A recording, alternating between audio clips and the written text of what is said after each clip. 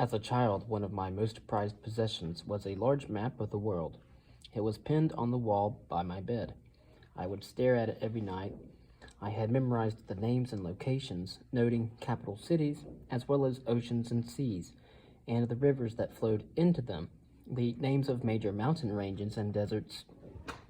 By the time I was a teenager, however, I had become uneasy about the relentlessly narrow geographic focus of my classes at school, which concentrated solely on Western Europe and the United States, and left most of the rest of the world untouched. Taught about the Romans in Britain, the Norman conquest of 1066, Henry VIII and the Tudors, the American War of Independence, the French Revolution, Victorian industrialization, the Battle of the Somme, and the rise and fall of Nazi Germany, I would look up at my map and see huge regions of the world that had been passed over completely in silence. The accepted and lazy history of civilization is one where ancient Greece begat Rome, Rome begat Christian Europe begat the Renaissance, the Enlightenment political democracy, and the Industrial Revolution. Industry crossed with democracy in turn yielded the United States, embodying the rights of liberty, life, and the pursuit of happiness. This was the story, the mantra of the political, cultural, and moral triumph of the West, but this account was flawed. Regions, not being taught about, became lost and suffocated by the insistent story of the rise of Europe. I read about Arab geographers and an important medieval Turkish map in Istanbul that had at its heart a city called Balasagun, whose very location was uncertain until very recently, and yet was once considered the center of the world. Know more about Russia and Central Asia, Persia and Mesopotamia. To understand the great cities of the medieval ages, Constantinople, Jerusalem, Baghdad, and Cairo. Learn about the great empires of the East, the Mongols and their conquerors, and Afghanistan and India.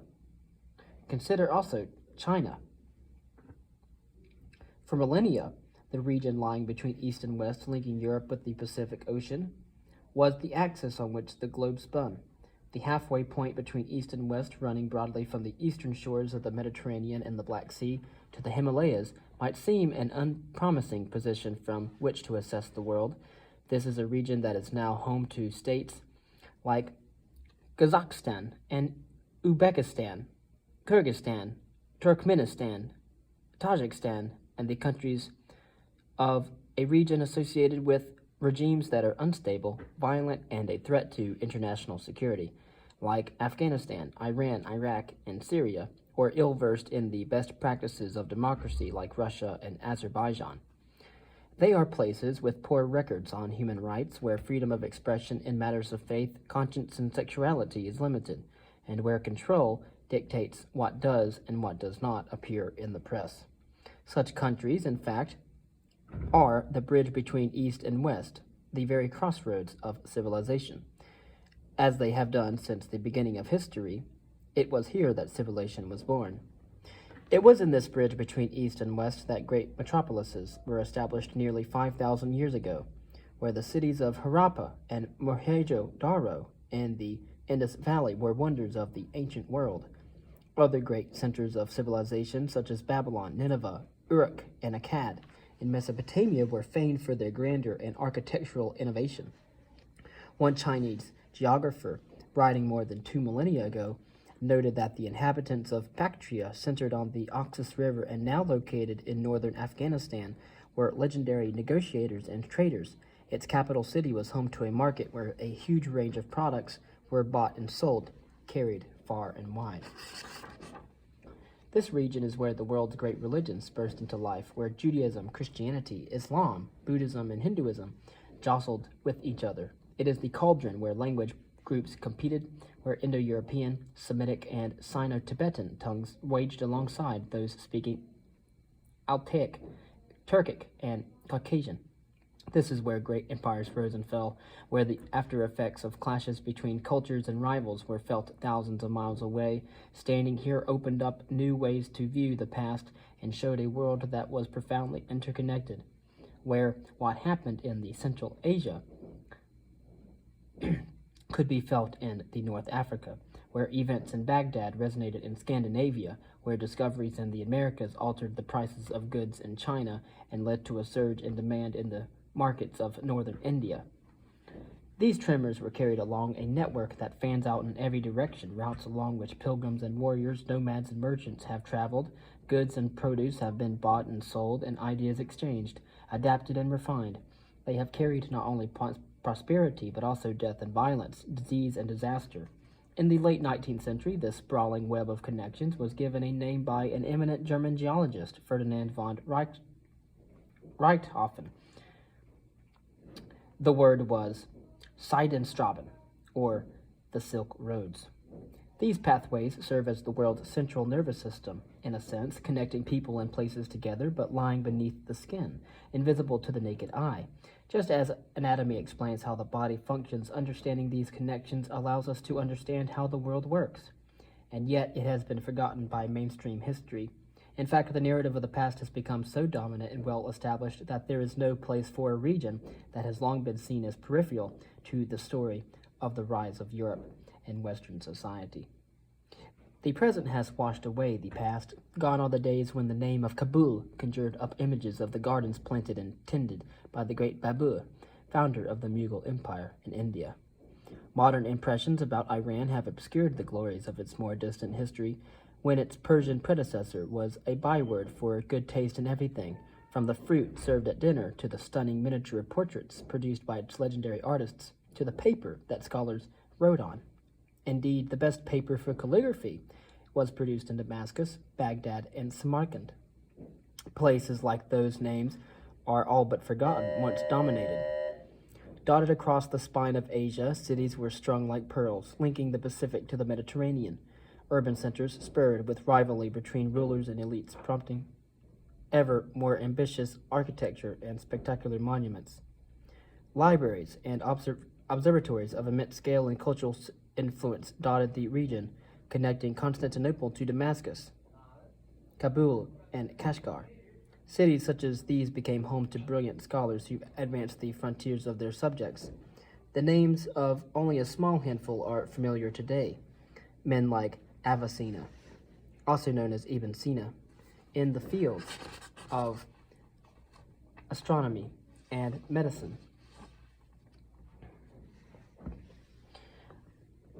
Centuries before the early modern era, the intellectual centers of excellence of the world, the Oxfords and Cambridges, the Harvards and Yales, were not located in Europe or the West, but actually in Baghdad and Bukhara and Samarkand. There was good reason why the cultures, cities, and peoples who lived along the Silk Roads developed and advanced. As they traded and exchanged ideas, they learned and borrowed from each other, stimulating further advances in philosophy, the sciences, language, and religion. Progress was essential, as one of the rulers of the kingdom of Zhou in northeastern China, at one extremity of Asia more than 2,000 years ago, knew all too well, quote, "A talent for following the ways of yesterday," declared the king Wu Ling in 307 BCE, "is not sufficient to improve the world of today," end quote. Leaders in the past understood how important it was to keep up with the times. The mantle of progress shifted, however, in the early modern period, as a result of two great maritime expeditions that took place at the end of the 15th century.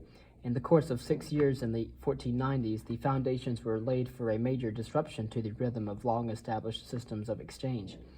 First, Christopher Columbus crossed the Atlantic, paving the way for two great land masses that were hitherto untouched to connect to Europe and beyond. Then, just a few years later, Vasco da Gama successfully navigated the southern tip of Africa, sailing on to India, opening new sea routes in the process.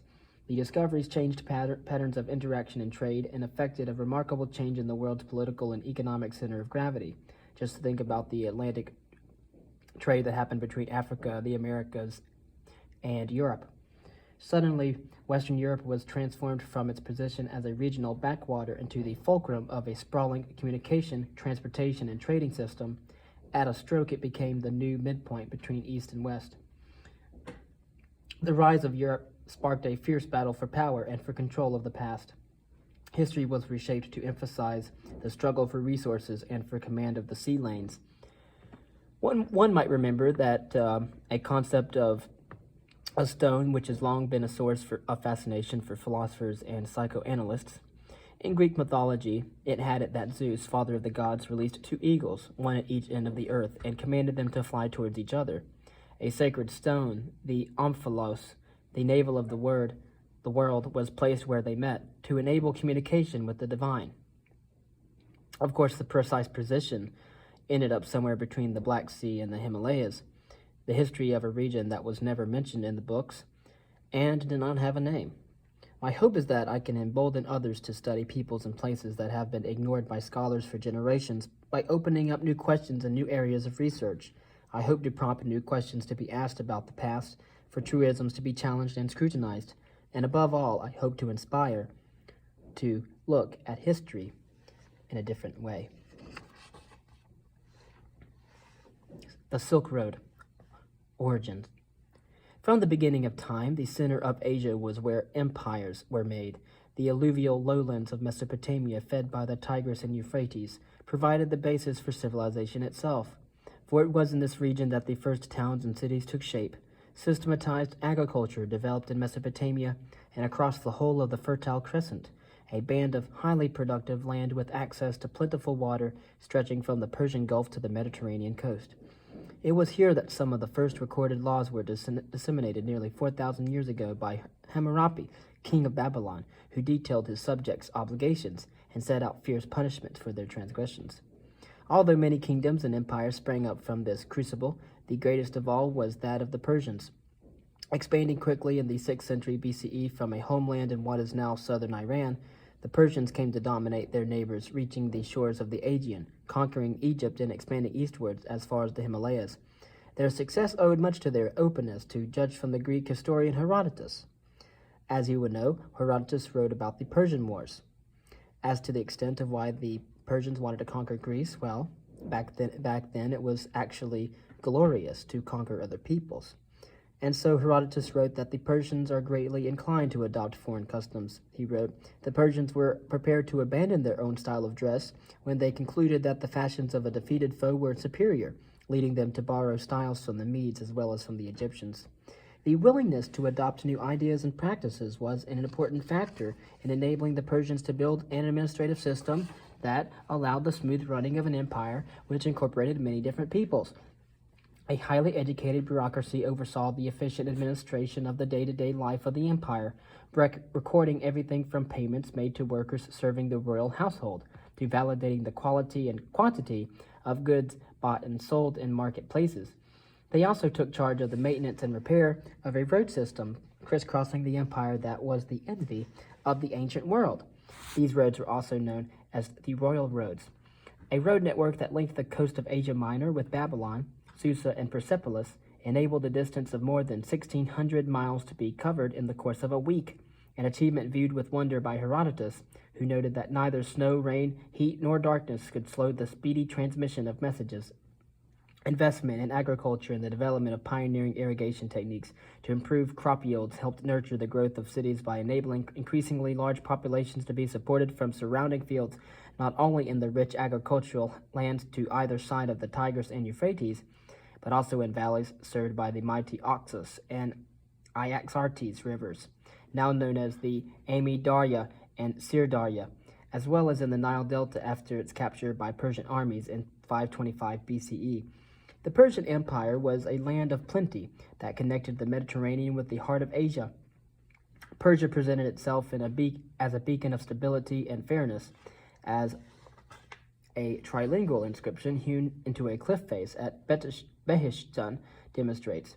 Written in Persian, Elamite, and Akkadian, it records how Darius the Great, one of Persia's most famous rulers, put down revolts and uprisings, drove back invasions from abroad, and wronged neither the poor nor the powerful. Keep the country secure, the inscription commands, and look after the people righteously, for justice is the bedrock of the kingdom. Tolerance of minorities was legendary, with one Persian ruler referred to as the Messiah, or Anointed One, and the one whom the Lord, the God of heaven, had blessed. As the result of his policies, that included the release of the Jews from their Babylonian exile. Trade flourished in ancient Persia, providing revenues that allowed rulers to fund military expeditions targeting locations that brought yet more resources into the empire. It also enabled them to indulge notoriously extravagant tastes. Spectacular buildings were erected in the huge cities of Babylon, Persepolis, Pasargadae, and Susa, where King Darius built a magnificent palace using the highest quality ebony and silver from Egypt, and cedar from Lebanon, fine gold from Bactria, lapis and cinnabar from Sogdiana, turquoise from Khawarizm, and ivory from India.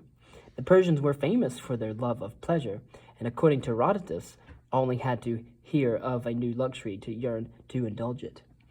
Underpinning the commercial commonwealth was an aggressive military that helped extend the frontiers, but was also needed to defend them. Persia faced persistent problems from the north, a world dominated by nomads who lived with their livestock on semi-arid grassland belts known as steppes, stretching from the Black Sea across Central Asia as far as Mongolia. These nomads were famed for their ferocity. They were said to drink the blood of their enemies and make clothes of their scalps, and in some cases to eat the flesh of their own fathers. Interaction with the nomads was complex, though, for despite stock descriptions of them as chaotic and unpredictable, they were important partners in the supply of animals, and especially fine horses. But the nomads could be the cause of disaster, such as when Cyrus the Great, the architect of the Persian Empire in the 6th century BCE, was killed trying to subjugate the Scythians. His head was then carried around in a skin filled with blood, said one writer, so that the thirst for power that had inspired him could now be quenched. Nevertheless, this was a rare setback that did not stall Persia's expansion. Greek commanders looked east with a combination of fear and respect, seeking to learn from the Persians' tactics on the battlefield and to adopt their technology. Authors like Aeschylus used successes against the Persians as a way of celebrating military prowess and of demonstrating the favor of the gods, commemorating heroic resistance to the attempted invasions of Greece in epic plays and literature.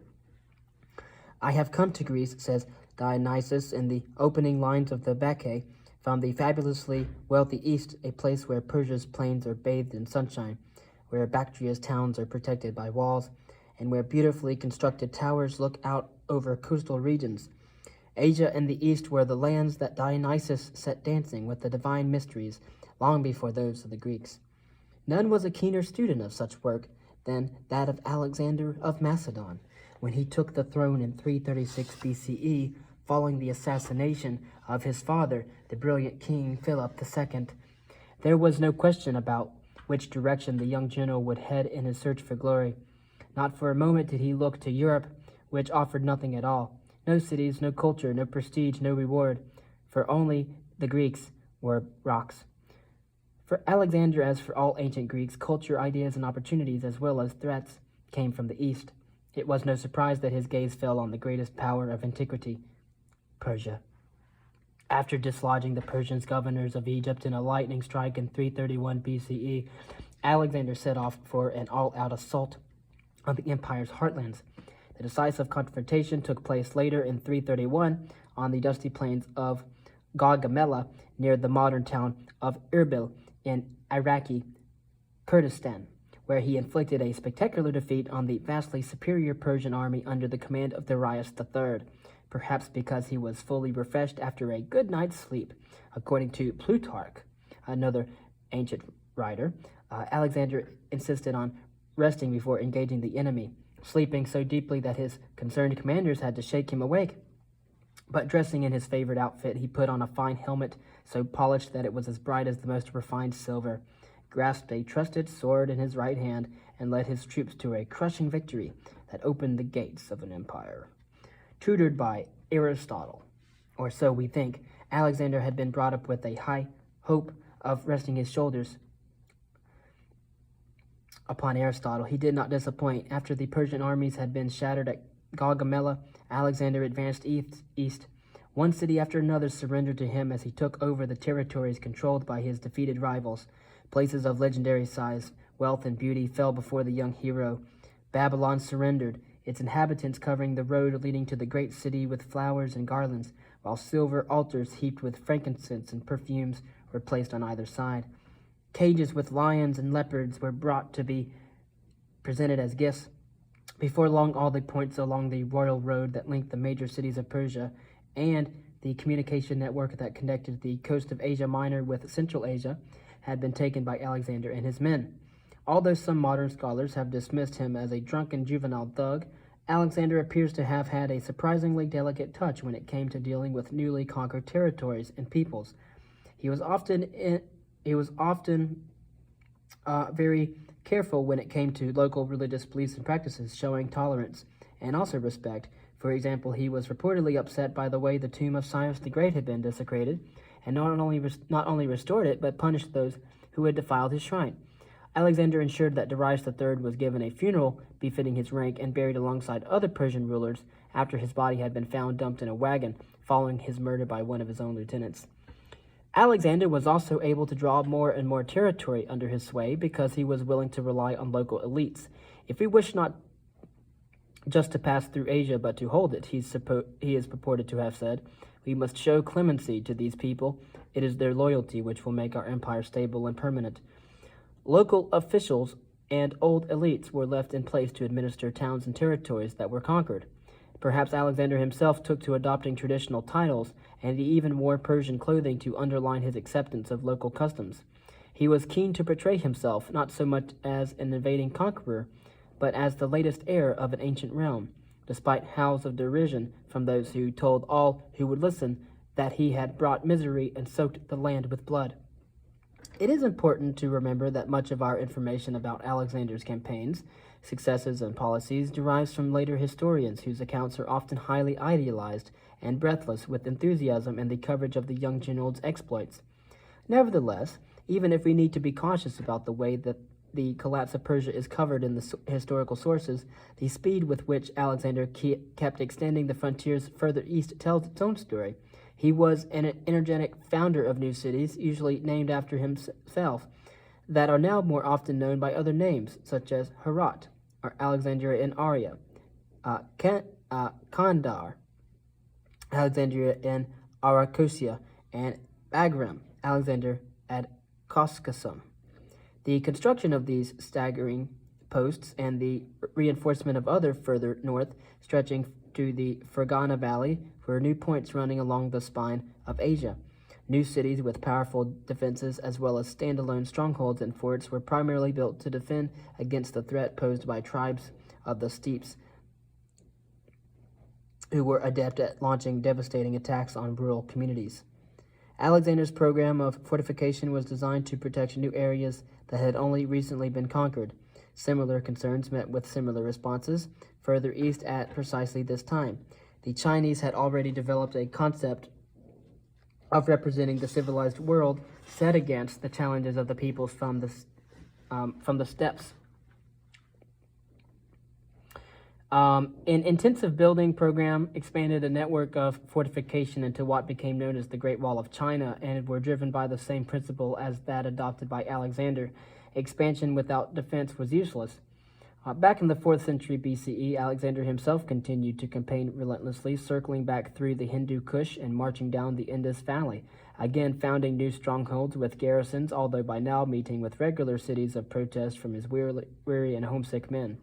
From a military perspective, his achievements by the time he died at the age of 32 in Babylon in 323 BCE, in circumstances that remain shrouded in mystery, were nothing short of sensational. The speed and extent of his conquest were completely staggering. What was no less impressive, though much more often ignored, is the scale of the legacy that he left behind and how the influences of ancient Greece blended in with those of Persia, India, and Central Asia, and eventually China as well. Although Alexander's sudden death was followed by a period of turbulence and infighting between his senior commanders, a leader soon emerged for the eastern half of the new territories, an officer born in northern Macedonia named Seleucus, who had taken part in all the king's major expeditions. Within a few years of his patron's death, he found himself governor of lands that stretched from the Tigris to the Indus River. The territories were so large that they resembled not a kingdom but an empire in its own right. He founded a dynasty known as the Seleucids that was to rule for nearly 3 centuries. Alexander's victories are often and easily dismissed as a brilliant series of short-term gains, his legacy widely thought of as ephemeral and temporary, but these were no transitory achievements. They were the start of a new chapter for the region lying between the Mediterranean and the Himalayas. The decades that followed Alexander's death saw a gradual and unmistakable program of Hellenization. As ideas, themes, and symbols from ancient Greece were introduced to the East, the descendants of his generals remembered their Greek roots and actively emphasized them, for example, on the coinage struck in the mints of the major towns that were located in strategically important points along the trade routes or in agriculturally vibrant centers. The form of these coins became standardized, an image of the current ruler on the obverse with ringlets held by a diadem, and invariably looking to the right, as Alexander had done, with an image of Apollo on the reverse, identified by Greek letters. The Greek language could be heard and seen all over Central Asia and the Indus Valley. At Ai-Khanum in northern Afghanistan, a new city founded by Seleucus, maxims from Delphi were carved on to a monument, including, quote, "As a child, be well behaved. As a youth, be self-controlled. As an adult, be just. As an elder, be wise. As one dying, be without pain." End quote. Greek was in daily use by officials more than a century after Alexander's death, as tax receipts and documents relating to soldiers' pay from Bactria from around 200 BCE show. Indeed, the language penetrated deep into the Indian subcontinent. Some of the edicts issued by Mauryan ruler Ashoka, the greatest of the early Indian rulers, were made with parallel Greek translations, evidently for the benefit of the local population. The vibrancy of the cultural exchange as Europe and Asia collided was astonishing. Statues of the Buddha started to appear only after the cult of Apollo became established in the Gandhara Valley and Western India. Buddhists felt threatened by the success of new religious practices and began to create their own visual images. Indeed, there is a correlation not only in the date of the earliest statues of the Buddha, but also in their appearance and design. It seems that it was Apollo that provided the template for the Buddha statues. Such was the impact of Greek influences. Hitherto, Buddhists had actively refrained from visual representations. Competition now, though, forced them to react, to borrow, and to innovate. Stone altars adorned with Greek inscriptions, the images of Apollo, and exquisite miniature ivories depicting Alexander from what is now southern Tajikistan reveal just how far influences from the West penetrated. So too did the impressions of the cultural superiority brought from the Mediterranean. The Greeks in Asia were widely credited in India, for example, for their skill in the sciences. "They are barbarians," says the text known as the Gargi Samhita. Yet, the science of astronomy originated with them, and for this they must be reverenced like gods.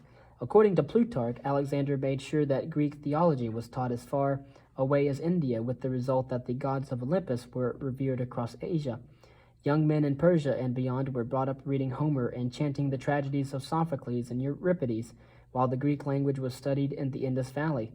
This may be why it is possible that borrowings can be detected across great works of literature.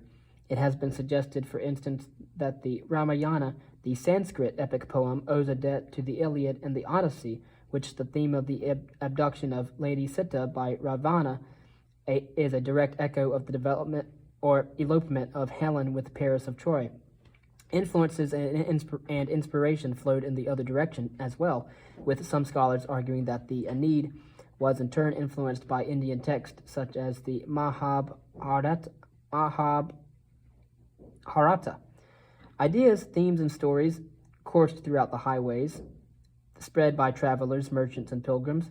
Alexander's conquests paved the way for the broadenings of the minds of the populations of the lands he captured, as well as those on the periphery and beyond who came into contact with new ideas, new images, and new concepts.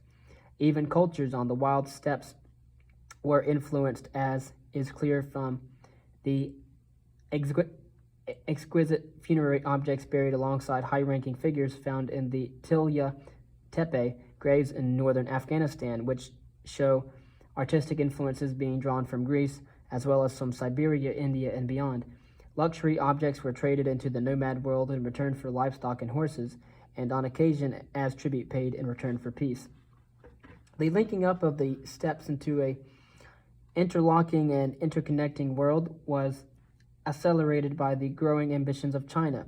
Under the Han Dynasty, from 206 BCE to CE 220, waves of expansion had pushed frontiers ever further, eventually reaching a province then called Xiyu, or Western Regions, but today known as Xinjiang, New Frontier Land. This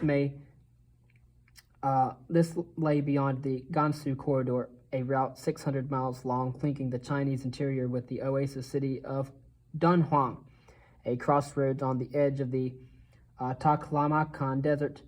At this point, there was a choice of a northern or a southern route, both of which could be treacherous, which converged at Kashgar, itself set at the junction point of the Himalayas, the Pamir Mountains, the Tian Shan Range, and the Hindu Kush.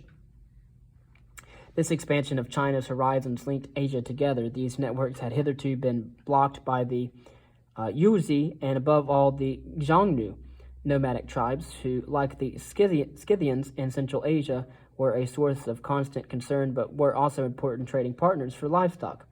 Han authors wrote in the 2nd century BCE of tens of thousands of head of cattle being brought from the peoples of the steppes, but it was Chinese demand for horses that was all but insatiable, fueled by the need to keep an effective military force on standby to maintain internal order within China and to be able to respond to attacks and raids by the Xiongnu or other tribes. Horses from the western region of Xinjiang were highly prized and could make fortunes for tribal chieftains. On one occasion, a Yuezhi leader traded horses for a large consignment of goods that he then sold on to others, making 10 times his actual investment. The most famous and valuable mounts were bred in the Fergana Valley to the far side of the spectacular Pamir mountain range that straddles what is now eastern Tajikistan and northeastern Afghanistan. Much admired for their strength, they are described by Chinese writers as being sired by dragons and are referred to as sweating blood, the result of their distinctive red perspiration that was caused either by a local parasite or by the horses having unusually thin skin and therefore being prone to blood vessels bursting during exertion. But some particularly fine specimens became celebrities in their own right, the subject of poems, sculpture, and pictures, frequently referred to as heavenly or celestial horses. Some were even taken with their owner to the next life. One emperor was buried alongside 80 of his favored steeds, their burial place guarded by statues of 2 stallions and a terracotta warrior. Relations with the Xiongnu, who held sway across the steppes of Mongolia and across the grasslands to China's north, were not always easy. Contemporary historians wrote of the tribe as barbaric, willing to eat raw meat and drink blood. Truly, said one writer, they are a people who have been abandoned by heaven. The Chinese proved willing to pay tribute rather than risk attacks on their cities. Envoys were regularly dispatched to visit the nomads, who were trained from infancy to hunt rats and birds and then foxes and hares, where the emperor would politely ask after the health of the supreme leader. A formal system of tribute developed whereby the nomads were given luxury gifts including rice, wine, and textiles in return for peace. The most important item that was given was silk. It was a fabric that was treasured by the nomads for its texture and its lightness as a lining for bedding and clothing. It was also a symbol of political and social power. Being swathed in voluminous quantities of precious silk was an important way that the Chanyu, the tribe's supreme leader, emphasized his own status and rewarded those around him.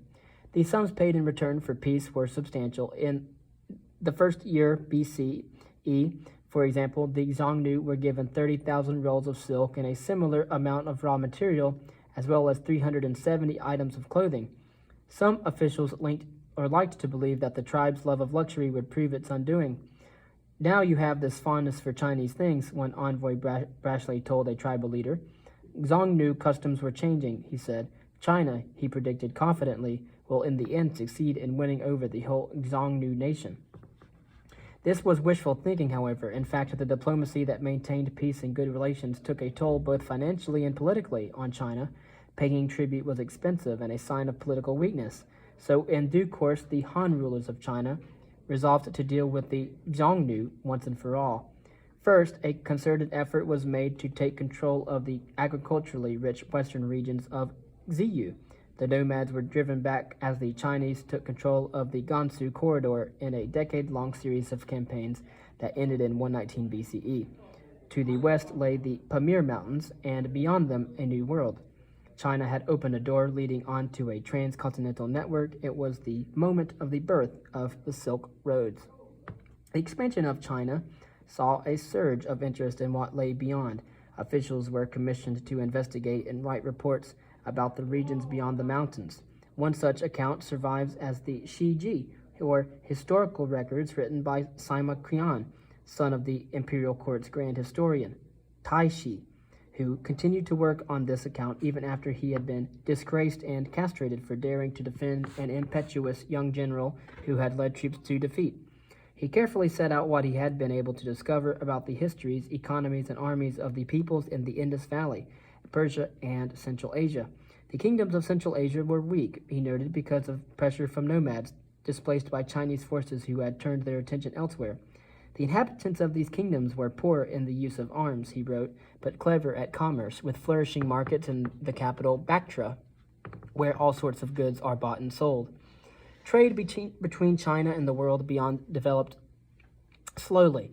Negotiating the routes along the edge of the Gobi Desert was not easy, especially beyond the Jade Gate, the frontier post past which caravans of traders traveled on their way west. Passing from one oasis to another across treacherous terrain was difficult, whether their route took them through the Taklamakan Desert or through the passes of the Tian Shan Mountains or through the Pamirs Mountains. Extremes of temperature had to be negotiated, one reason why the Bactrian camel was so valued. Hardly enough to brave the harsh conditions of the desert, these animals have advanced knowledge of deadly sandstorms, one writer observed, and immediately stand snarling together, a sign for the traders and caravan leaders to cover their noses and mouths by wrapping them in felt. The camel was clearly a fallible weather vane, or however the sources talk of passing large numbers of dead animals' skeletons along the routes.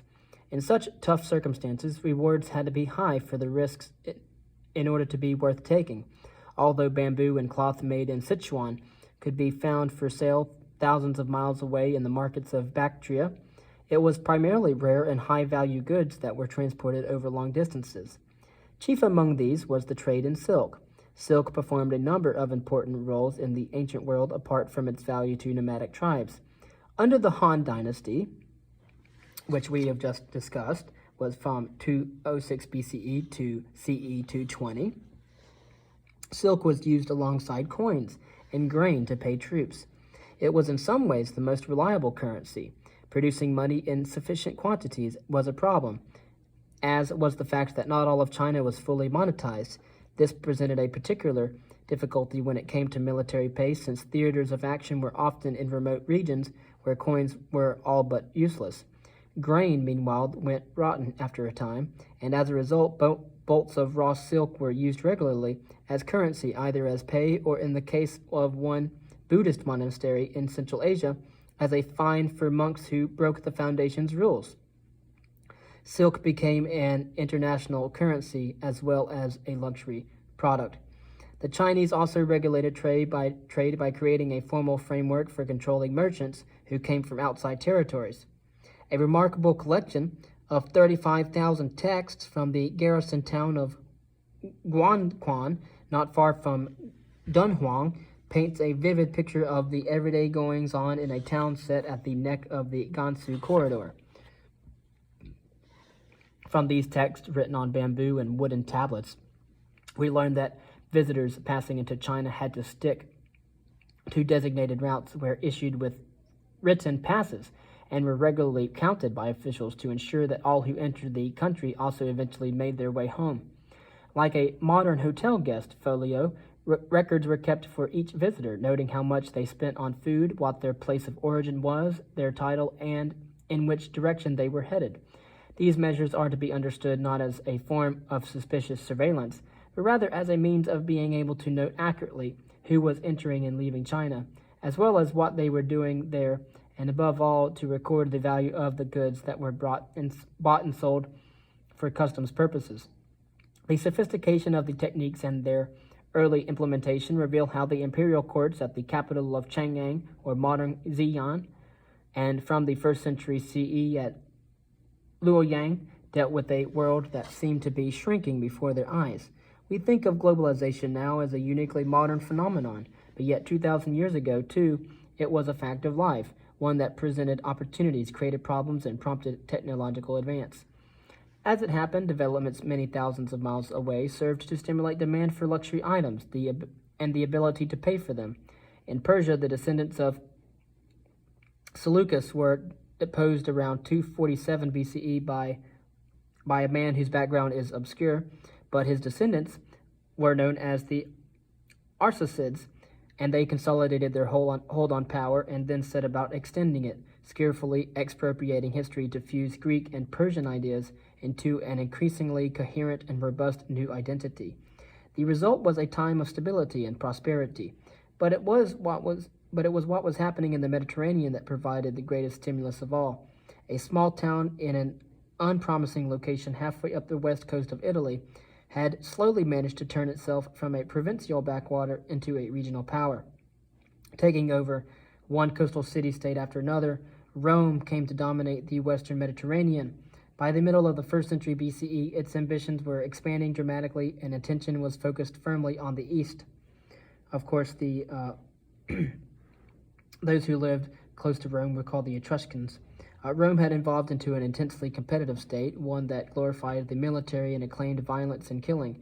Gladiatorial games were the bedrock of public entertainment, a place where mastery over foreign peoples and over nature was brutally celebrated. Triumphal arches all over the city provided daily reminders of military victories to its bustling population. Militarism, fearlessness, and the love of glory were carefully cultivated as the key characteristics of an ambitious city whose reach was stretching forever further. The backbone of Roman power was the army, owned and conditioned to demanding standards. Soldiers were expected to be able to march more than 20 miles in 5 hours, hauling at least 50 pounds of equipment with them at the same time. Marriage was not only frowned on at the time, but specifically prohibited for people in the army in order to keep recruits bonded to each other. Corps of highly trained, fit, and intense young men who had been brought up confident in their ability and assured of their destiny were the bedrock on which Rome was built. The conquest of Gaul, broadly the area of modern France, the Low Countries, and part of western Germany, in 52 BCE, brought substantial spoils, enough to cause a correction in a price of gold in the Roman Empire. But there were only so many other places to take on in Europe, and few of them looked promising. So what made empires great were large numbers of cities producing taxable revenues. What made them culturally spectacular were artisans and craftsmen who developed new ideas when wealthy patrons competed with each other for their services and then rewarded them for their skills. It was unlikely that places like Britain would provide lucrative additions to Rome's territories, as slate letters sent home by soldiers stationed in Britain attest. This province was a byword for grim and fruitless isolation. But Rome's transition into an empire had little to do with Europe or with establishing control across a continent that was poorly supplied with the kind of resources and cities that were honeypots of consumers and taxpayers. What propelled Rome into a new era was its reorientation towards the eastern Mediterranean and beyond. Rome's success and its glory stemmed from its seizure of Egypt in the first instance, and then from setting its anchor in the east, in Asia. Ruled for nearly 300 years by descendants of Ptolemy, one of Alexander the Great's bodyguards, Egypt had built fabulous wealth based on the Nile, whose floodwaters produced prodigious harvests of grain. These were not only sufficient to support the local population, but provided a handsome surplus that enabled Alexandria, at the mouth of the river, to develop into the largest city in the world, according to one contemporary author who estimated the population of the 1st century BCE to number around 300,000. Grain shipments were carefully monitored, with captains having to take a royal oath each time they filled their barges, at which point they would be issued with a receipt by a representative of the royal scribe. Only then would grain be released for loading. Rome had long cast a greedy eye over Egypt. It seized its chance when Queen Cleopatra became embroiled in a messy struggle for political mastery after the assassination of Julius Caesar. After fatefully throwing in her lot with Mark Antony at the Battle of Actium in 30 BCE, the Egyptian ruler was soon faced with a Roman army led by Octavius, a master of political cunning, bearing down on Alexandria. Following a series of defensive decisions that combined profound negligence with gross incompetence, Cleopatra committed suicide either as the result of a poisonous snakebite or maybe perhaps by a self-administered toxin. Egypt fell like a ripe fruit. Octavius had left Rome as a general. He returned as its supreme ruler, with a new title shortly to be bestowed by a grateful Senate, Augustus. Rome had become an empire. The capture of Egypt transformed Rome's fortunes. Now that it controlled the vast harvest of the Nile Valley, the price of grain tumbled, providing a major boost to household spending power. Interest rates plummeted, falling from around 12 to 4%. This, in turn, quickly fueled the familiar boon that accompanies a flood of cheap capital, a surge in property prices. Disposable income increased so sharply that Augustus was able to raise the financial threshold for qualification for membership in the Senate by 40%. As Augustus himself was fond of boasting, he found Rome a city built in brick, but left it in marble. This surging wealth was the result of Rome's ruthless expropriation of Egypt's tax revenues and of its enormous resources. Teams of tax inspectors fanned out across Egypt to impose a new poll tax payable by all men aged between 16 and 60. Exemptions were granted only in a few special cases, for example to priests who were able to avoid having to pay the poll tax, but only after their names had been first recorded carefully in temple registries. This was part of a system that one scholar has termed ancient apartheid. Its aim was to maximize the flow of money back to Rome. The process of appropriating revenues was repeated elsewhere as the tentacles of Roman economic and military expansion extended further. Not long after the annexation of Egypt, assessors were sent to Judea to conduct a census once again so as to ensure that taxes would be calculated accurately for Rome. Assuming the same model was used as had been employed in Egypt, which required all births and deaths to be recorded, as well as the names of all adult males, the arrival in the world of Jesus Christ would have been registered by an official whose interest lay less in who the infant or his parents actually were, but more in what the birth represented by way of additional manpower and a future taxpayer for the empire. But Rome's eyes were opened by the world it encountered in the East. Asia had already acquired a reputation for lazy luxury and fine living. Indeed, it was indescribably wealthy, wrote Cicero, its harvest the stuff of legend, the variety of its produce incredible, and the size of its herds and flocks simply amazing.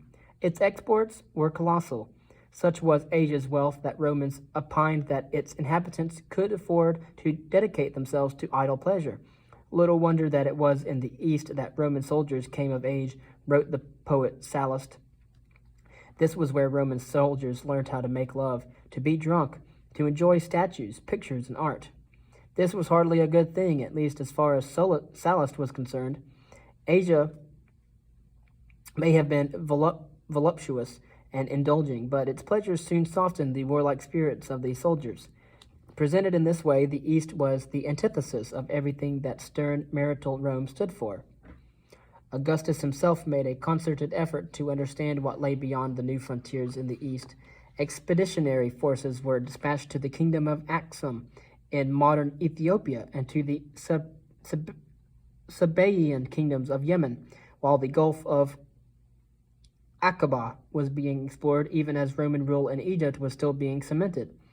Then in the first year of BCE, Augustus ordered a detailed survey to be conducted of both sides of the Persian Gulf to report on trade in this region and to record how the sea lanes linked with the Red Sea. He also oversaw the investigation of the land routes heading deep into the Central Asia through Persia.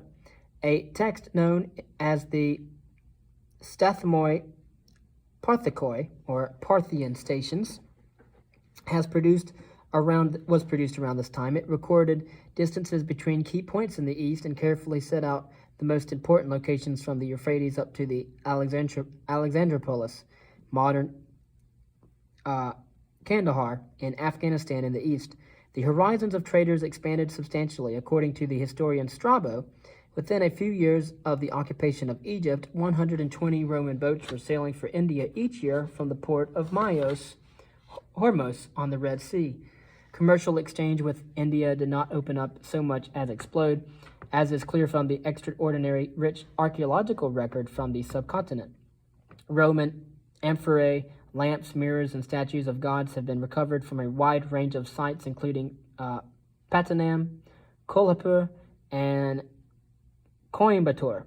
So abundant are the coin findings dating to the reign of Augustus and his successors from the west coast of India and the Laccadive Islands that some historians have argued that local rulers in the east used Roman gold and silver coins for their own currency, or melted these metals down to reuse them.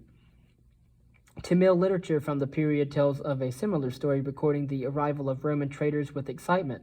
One poem talks of cool and fragrant wine being brought in good ships by the Romans, while another is rhapsodic. The beautiful large ships come bringing gold, splashing the white foam of the waters of the river, and then return laden with pepper. Here the music of the surging sea never ceases, and the great king presents to visitors the rare products of sea and mountain. Another source provides a lyrical account of the European traders who settled in India. The sun shone over the open terraces, over the warehouses near the harbor, and over the turrets with windows like eyes of deer. In different places, the onlookers' attention was caught by the sight of the abodes of the Westerners, whose prosperity never waned. The Stathmoi Parthikoi reveals that what goods the Romans wanted from Western India, noting where merchants could acquire valuable minerals such as tin, copper, and lead, as well as topaz, and where ivory, precious gemstones, and spices such as pepper were readily available. Trade with ports in India was not, however, limited to products that originated in the subcontinent, as excavations at the Red Sea port in Egypt have shown. An array of goods from as far afield as Vietnam and Java found their way towards the Mediterranean. Ports on both the western and eastern coasts of India served as emporia for goods brought from all over the eastern and southeastern Asia, ready to be shipped west. Then there were the goods and produce of the Red Sea, a vibrant commercial zone in its own right, as well as linking the Mediterranean with the Indian Ocean and beyond. Rome's well-heeled citizens were by now able to indulge the most exotic and extravagant of tastes. Well-connected commentators complained that spending bordered on the obscene and bemoaned the voguish displays of excess. This is captured perfectly in Petronius's Satyricon, whose most famous scene is the dinner party of Trimalchio, a former slave who had gained his freedom and amassed a fortune. The satire is acidic in its portrayal of the tastes of the new super-rich. Trimalchio wanted only the best that money could buy: pheasant brought in especially from the eastern coast of the Black Sea, guinea fowl from Africa, and expensive fish, plumed peacock, and much more besides presented in excess.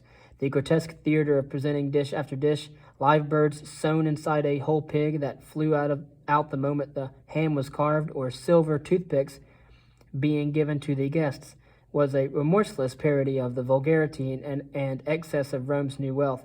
One of the major booms of antiquity produced one of the great literary expressions of bitter jealousy towards the riches. New wealth brought Rome and its inhabitants into contact with new worlds and new tastes.